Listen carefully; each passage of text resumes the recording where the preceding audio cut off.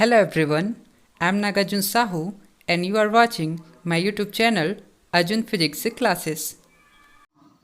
हम देख रहे हैं क्लासिकल मैकेनिक्स का lecture Hamilton Jacobi partial differential equation for Hamilton's principal function. तो चलिए इसको समझने से पहले थोड़ा हैमिल्टन जैकोबी थ्योरी के बारे में डिस्कस करते हैं। Hamilton Jacobi theory provides the canonical transformation in which all the coordinates position as well as momenta are cyclic or which may be initial values at time t equal to 0।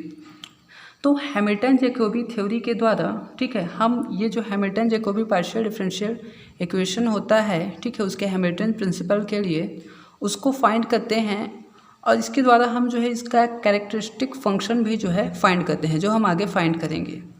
और main जो है Hamilton Jacobi theory के द्वारा हम wave function find करते हैं Schrödinger equation के लिए ठीक है। तो Hamilton Jacobi partial differential equation को समझने के लिए यहाँ पर जो है हैमिल्टन जैकोबी थ्योरी में जो है दो तरह से कॉन्सेप्ट जो है अपनाए जाते हैं। एक क्या होता है कि जब ओल्ड सेट ऑफ जो जनरलाइज्ड कोऑर्डिनेट्स होता है ठीक है और जनरलाइज्ड मोमेंटम जो होता है उनका जब हम न्यू सेट ऑफ कोऑर्डिनेट्स में ट्रांसफॉर्मेशन करते हैं मतलब कैनोनिकल ट्रांसफॉर्मेशन जब हम करते हैं उनका ठीक है तो जो मोशन ऑफ इक्वेशन ऑफ जो मोशन होता है ठीक है उसको हम दो तरह से जो है फाइंड करते हैं ठीक।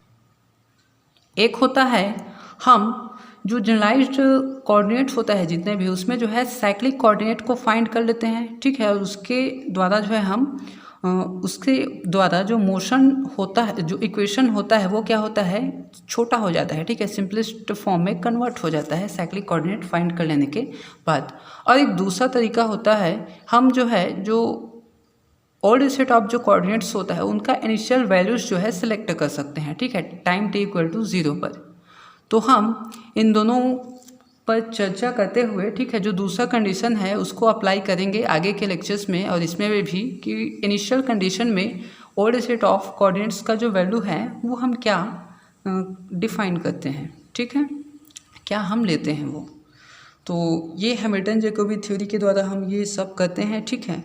तो दो तरह से हम करते हैं एक तो उसके कोई भी सिस्टम रहता है उसका मोशन को डिफाइन करने के लिए ठीक है मोशन जो मतलब इक्वेशन होता है ठीक है मोशन का उसको डिफाइन करने के लिए एक साइक्लिक कोऑर्डिनेट सेलेक्ट कर लेंगे सभी और एक जो है उसका इनिशियल वैल्यू जो है क्या कर देंगे डिफाइन कर देंगे टाइम t इक्वल टू 0 पर। तो चलिए इसको देखते हैं ठीक है। Consider a dynamical system with Hamiltonian h जो फंक्शन है स्मॉल क्यू जे पी जे टी ठीक है। हम क्या करते हैं एक डायनेमिकल सिस्टम कंसिडर करते हैं जिसका ओल्ड जो हैमिल्टोनियन है वो किसका फंक्शन है ओल्ड सेट ऑफ कोऑर्डिनेट्स ठीक है जनरलाइज्ड कोऑर्डिनेट जनरलाइज्ड मोमेंटा और time. Now the Hamilton's canonical equations are तब हैमिल्टन का जो कैनोनिकल इक्वेशन है वो क्या हो जाएगा ये हो जाएगा ठीक हम जानते हैं ये होता है if we make a canonical transformation from old set QP to a new set capital Q capital P thereby changing the Hamiltonian to H dash which is the function of capital QJ capital PJ and time then equations of motion in new coordinates take the form।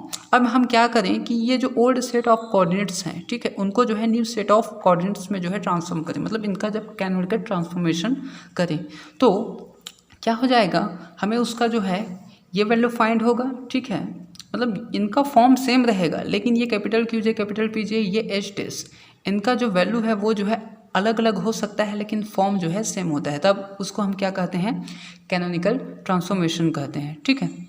तो यहाँ पर capital Q जे dot same इतना हो जाएगा curly h days upon curly capital P J dot equal to minus curly h days upon curly capital Q j and h dash equal to h plus curly f upon curly t where f is the generating function of transformation ठीक f क्या है यहाँ पर generating function है transformation का जो हम पिछले के लेक्चर्स में देख चुके हैं और h डेस क्या है यहाँ पर न्यू हैमिल्टोनियन है जो capital Q J capital P जे और टाइम का जो है फंक्शन है ठीक है।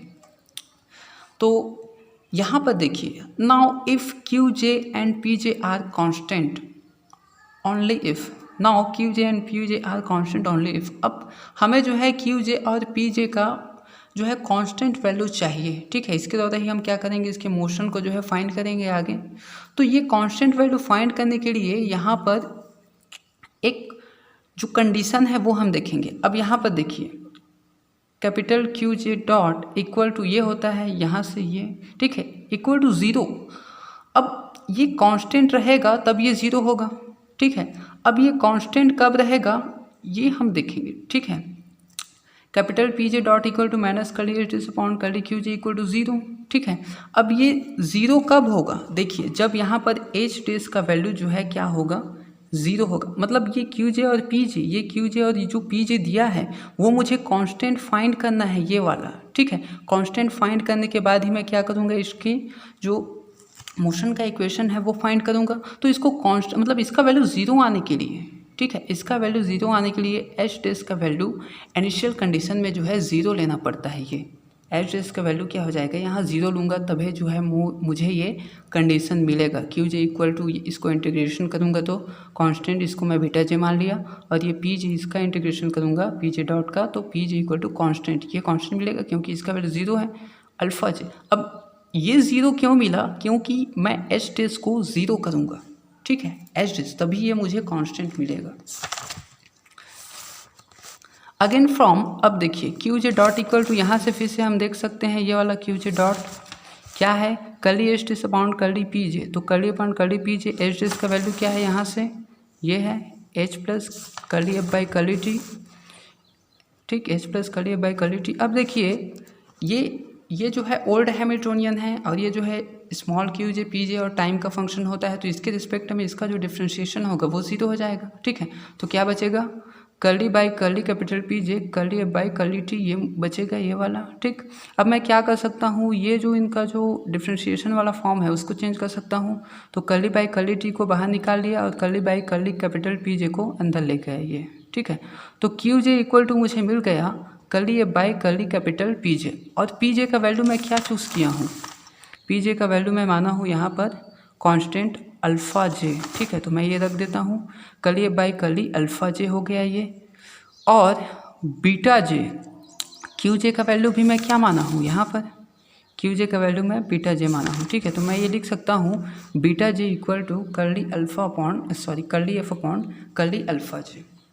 अब देखिए equations 3 will containly hold if we assume that new Hamiltonian h dash be 0, that means h dash equal to 0.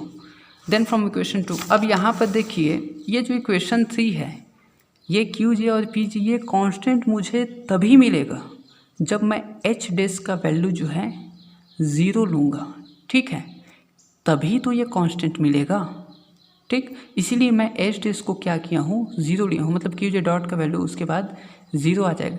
अब कर्ली एच का मैं कैपिटल पी जे के रिस्पेक्ट में जब डिफ्रेंशिएशन करूँगा तो ये जो है कांस्टेंट होना चाहिए, और इसके कांस्टेंट होने के लिए, मतलब इन दोनों के कांस्टेंट होने के लिए एच डैश का वैल्यू 0 होना बहुत ज़रूरी है, ठीक है, तभी ये मुझे मिलेगा। तो इक्वेशन 3 कब होल्ड होगा, जब एच डैश का वैल्यू जो है 0 होगा। तो यहाँ से मैं देख सकता हूँ एच डैश का वैल्यू यहाँ 0 लिख सकता हूँ, तो इसका वैल्यू क्या हो जाएगा, 0 हो जाएगा।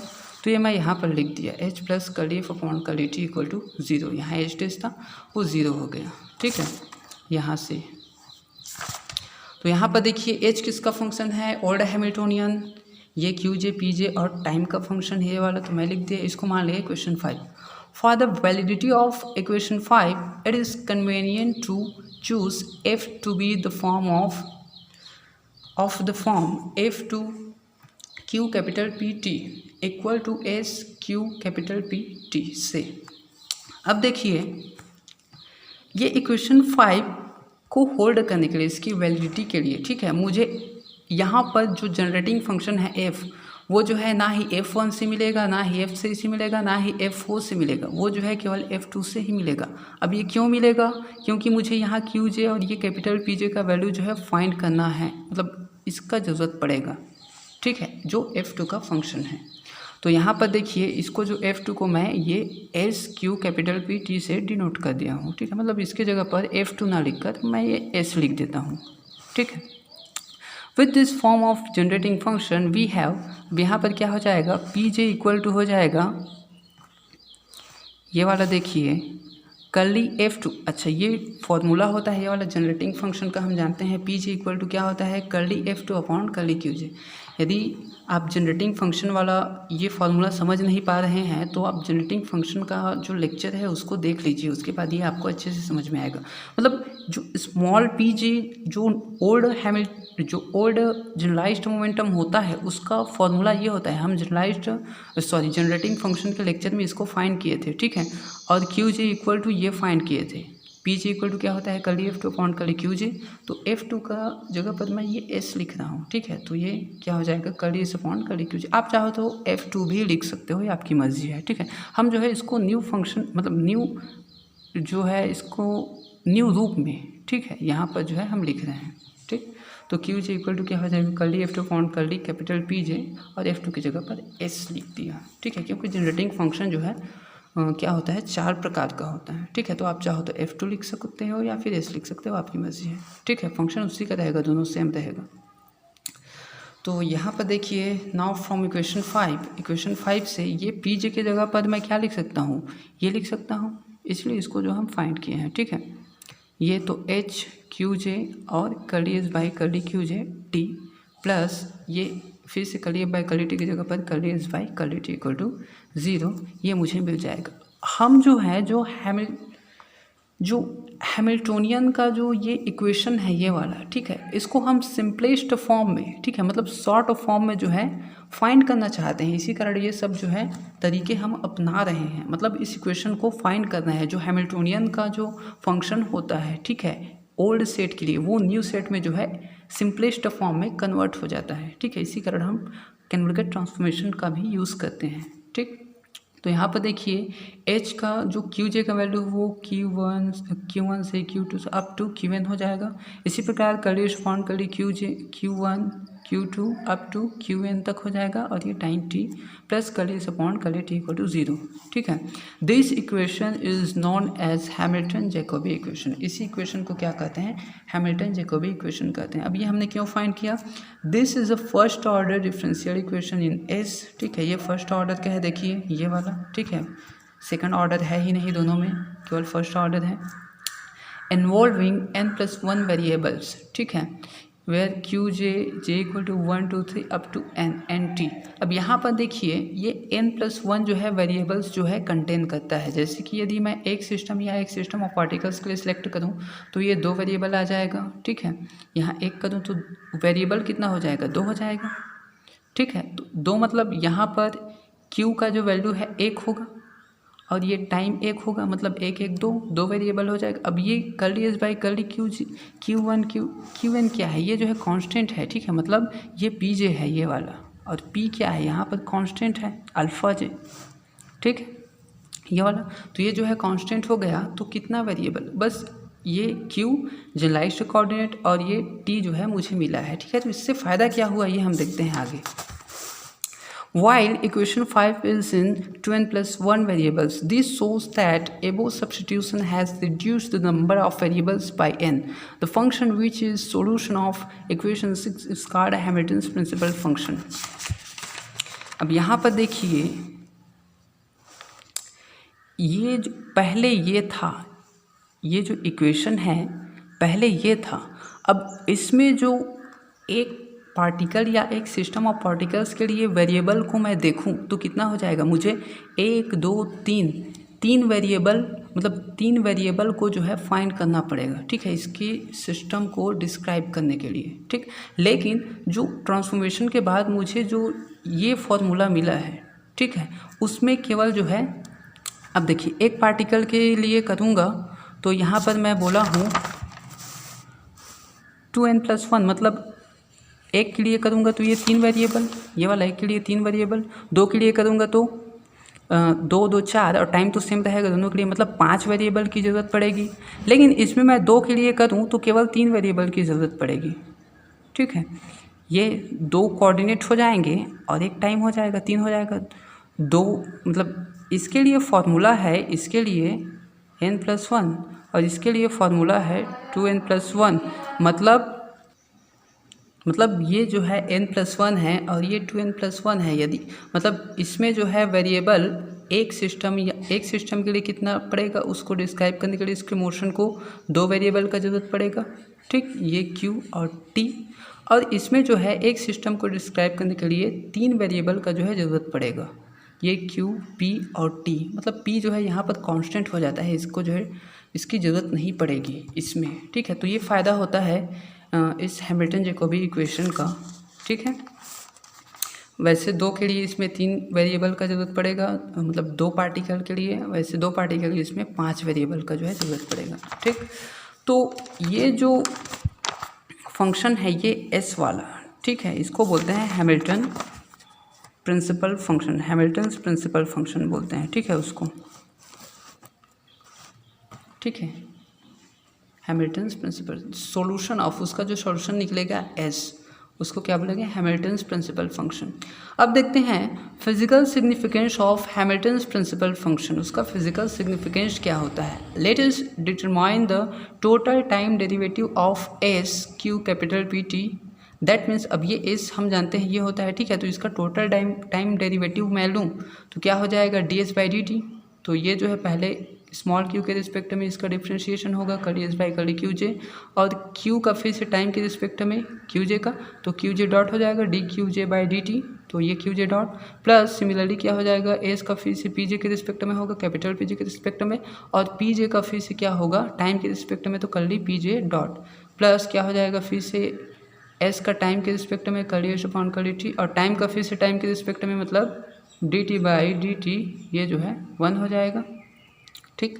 तो यहाँ पर D S by D T equal to क्या हो जाएगा, अब देखिए ये वाला जो फॉर्म होता है ये वाला, ठीक है, इसको मैं लिख सकता हूँ summation J P J Q जे डॉट। कैसे, देखिए यहाँ पर since capital P J dot equal to 0 हो जाएगा, ये capital P J dot equal to 0 हो जाएगा, मतलब ये पूरा टर्म 0 हो गया, ठीक है। And small p J equal to क्या है, हमने फाइंड किया है curly s upon curly Q j, इस साइड में ये small p J equal to curly s upon curly Q j. तो यहाँ पी जे की जगह पर मैं ये लिख सकता हूँ, तो ये यहाँ पर जो है curly S by curly Q j है, तो इसके जगह पर मैं पी जे लिख सकता हूँ, तो समीशन जे पी जे और ये क्यू जे डॉट और ये 0 plus curly S by curly T, इतना मुझे मिल गया।